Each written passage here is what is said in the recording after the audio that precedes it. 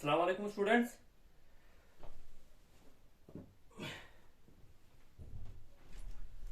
Class 9 chapter 10 exercise 10.4। ठीक है। Question number आज सेकंड करेंगे। If two equal code of one circle intersect with circle, हाँ with in the circle, okay यहाँ पर विद इन होना चाहिए। Prove that the segment of one code are equal to the corresponding segment of other code.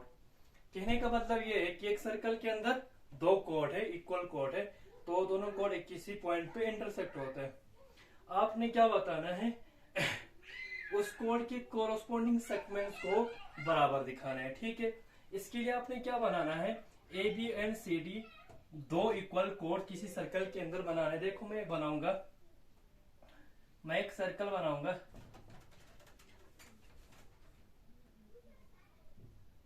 ये एक circle है बेटा। ठीक है, ये सर्कल का सेंटर ओ है। उसके बाद क्या करेंगे, दो कोड लेंगे, ये ए बी कोड है बेटा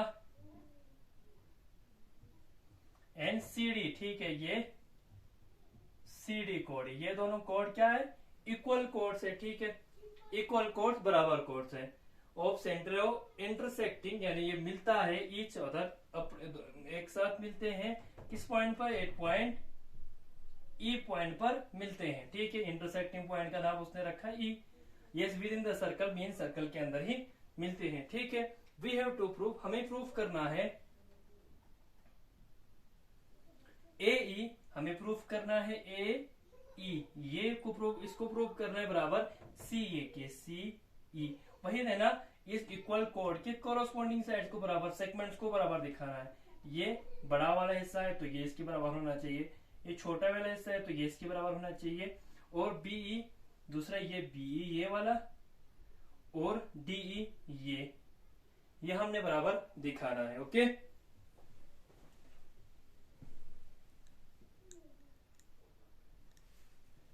अच्छा एक मिनट, आप ये नोट कर लो।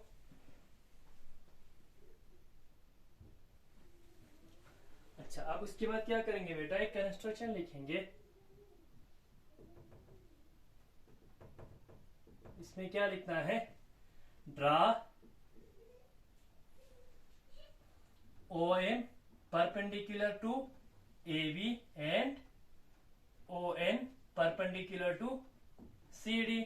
आप क्या करेंगे, ओ से परपेंडिकुलर खींचेंगे ए बी पर, और जहां पर मीट करते उस पॉइंट को एम रखेंगे। और इसी तरह ओ एन, ओ से लेकर परपेंडिकुलर खींचेंगे सी डी के ऊपर, और जिस पॉइंट पे मिलते हैं उसको ओ एन रखेंगे। सीधे लिखो O N perpendicular to C D. Perpendicular खींचना है, इसका मतलब ये 90 डिग्री होता है और ये भी 90 डिग्री होता है। ठीक है, इसके बाद आप कंस्ट्रक्शन में लिखेंगे ज्वाइन ओ ई, और इसके बाद क्या करेंगे, ओ ई को ज्वाइन कर लेंगे। अच्छा ठीक है, now in triangle O E N and triangle, sorry O E M लिखो पहले, ट्राइंगल राइट एंगल ट्राइंगल लिखेंगे, बहुत अच्छा रहेगा। ओके, राइट एंगल ट्राइंगल क्योंकि 90 डिग्री बनता है ना एक एंगल, तो है राइट एंगल ट्राइंगल।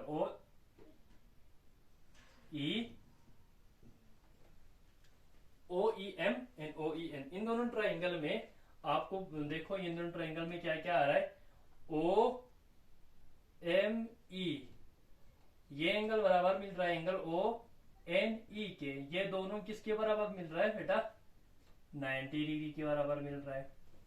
ओके, इसी तरह आपको बराबर मिलेंगे ओ एम और ओ एन बराबर मिल जाएंगे। क्यों, क्योंकि एक चीज मैंने आपको बोला था, अगर ये एक थ्योरम हमने किया था कि अगर एक सर्कल है बेटा, तो ये सर्कल के एक सेंटर है, यहां पर एक दो कोड बनाऊंगा। देखो, एक ए बी कोड है, क्या लिख रहा हूं मैं, ए बी कोड, दूसरा सी डी कोड, ये दोनों कोड आपस में बराबर है। मैं एक एग्जांपल दे रहा हूं, एग्जांपल। ओके, तो क्या कर रहा है, तो यहाँ पर एक थ्योरम में क्या बोला था, अगर मैं परपेंडिकुलर खींचू ओ से ए बी के ऊपर और ओ से सी डी के ऊपर, सपोज ये ओ एम रखूं, ये ओ एन रखूं, तो चूंकि ये दोनों कोड इक्वल से, इक्वल होने की वजह से ये दोनों परपेंडिकुलर भी आपस में बराबर होते हैं। ठीक है, तो यहाँ पर सेम चीज आप नजर आ रहे हैं आपको कि ये दोनों इक्वल कोर्स है, और इक्वल कोर्स के ऊपर अगर आप परपेंडिकुलर खींचेंगे तो परपेंडिकुलर्स भी खुद में आपस में बराबर होता है। तो लिखेंगे परपेंडिकुलर्स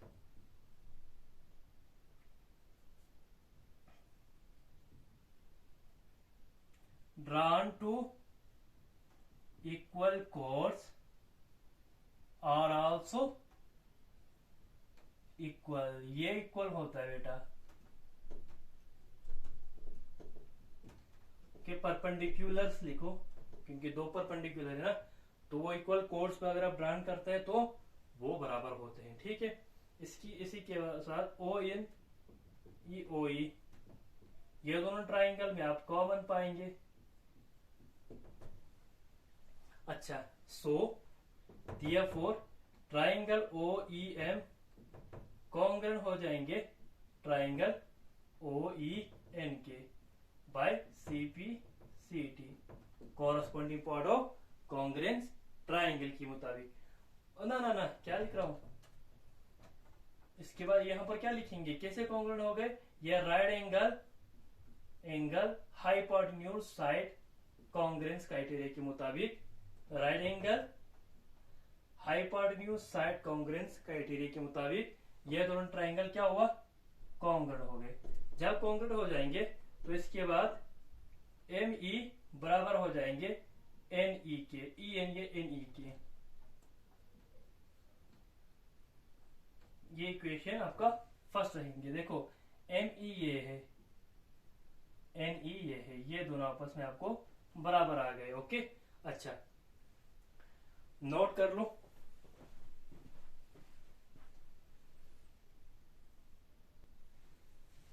अच्छा, पहले इक्वेशन में हम क्या आ गया, एम ई और एन ई बराबर आ गए।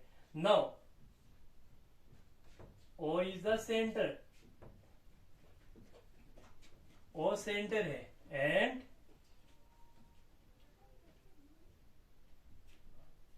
ओ एम क्या कर रहा है, परपेंडिकुलर खींच रहा है ए बी के ऊपर। ये मैंने एक थ्योरम आपको समझाया था, अगर आपको याद है, कि मैं एक सर्कल बनाऊं, देखो ध्यान से देखो, एक सर्कल जिसका सेंटर ओ है, कि एक अगर एक इसका एक कॉर्ड है। ओके, तो क्या कर रहा हूं मैं, एक परपेंडिकुलर खींच रहा हूं ओ से ए बी के ऊपर, और यहां पर मीट करता है ए बी पर मीट करता है, मीटिंग पॉइंट क्या रखा है एम, या सीधे लिखो एम ओ एम परपेंडिकुलर है ए बी के ऊपर। मैंने थ्योरम में ये बताया था कि अगर कोई भी लाइन सेंटर से कोड के ऊपर अगर ड्रा करोगे तो वो लाइन एक तो परपेंडिकुलर होता है, दूसरा क्या होता है, ये लाइन ये परपेंडिकुलर कोड ए बी को बाइसेक्ट करते हैं, माने बराबर दो हिस्सों में डिवाइड करते हैं। इसका मतलब ए एम और एम बी बराबर होंगे, और वो किसके बराबर होंगे, bisect of total A B के हाफ के बराबर होंगे। ओके, अच्छा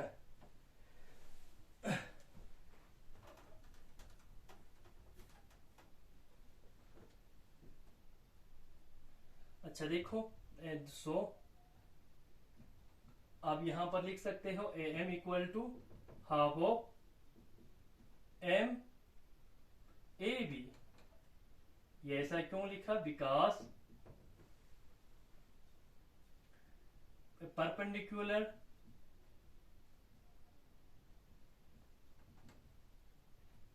ड्रॉन, या परपेंडिकुलर से देखो, perpendicular drawn from the center bisect the chord, बस।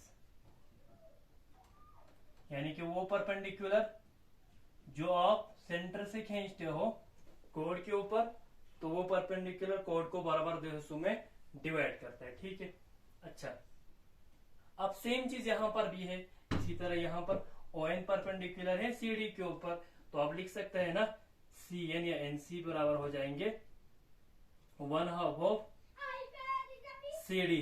ठीक है, ये इक्वेशन सेकंड रखो, ये इक्वेशन थर्ड रखो। ठीक है, यहां पर ये वाला सेम रीजन ऊपर वाला नीचे लिखेंगे। ओके बेटा, चलो ठीक है। इसके बाद आप क्या करेंगे बेटा, आप देखो, but A B equal to C D, क्योंकि दो कोड आपस में बराबर है। अब अगर मैं क्या करूं, ए बी को 1/2 से मल्टीप्लाई करूं, यहाँ पर ये तरह कह सकते हो, और 1/2 of A B equal to 1/2 of C D. मैं ए बी को भी 1/2 से मल्टीप्लाई करूंगा, सी डी को भी 1/2 से मल्टीप्लाई करूंगा, इक्वल टू की फर्क नहीं पड़ेगी क्योंकि पहले से इक्वल है।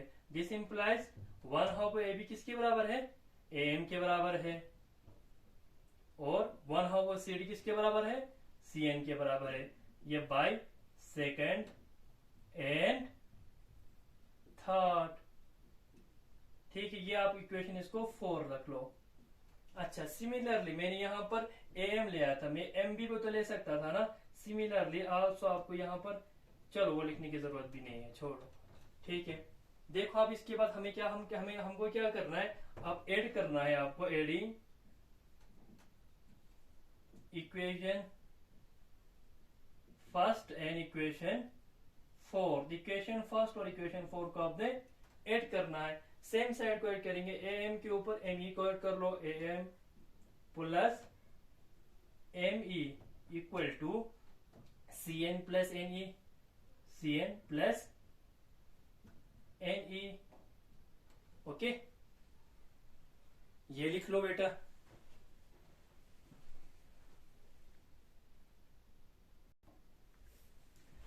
ए एम प्लस एम ई, देखो A M plus M E, M A M यहां तक हो गए, प्लस एम ई तो यहां हो गए, तो पूरा क्या हो जाएंगे, ए ई बन जाएंगे, इक्वल टू सी एन यहां से यहां तक हो गए, प्लस एन ई तो हो गए सी ई। या फर्स्ट को ए को पार्ट को प्रूव कर दिया, prove it A. Okay, now हमें ए बी और कोर दोनों आपस में बराबर है।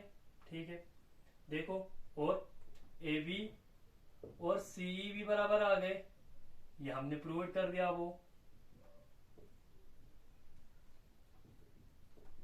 आप क्या करेंगे, ए बी में से ये ए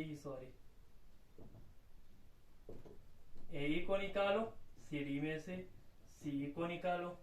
ए बी में से ए ई को निकालने पर क्या बन जाएंगे, बी ई रहेंगे, और सी डी में से सी ई को निकालने पर क्या रहेंगे, डी ई रहेंगे।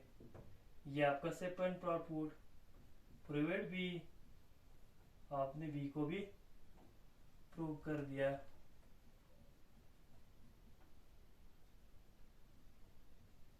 ओके, तो this was your question number 2।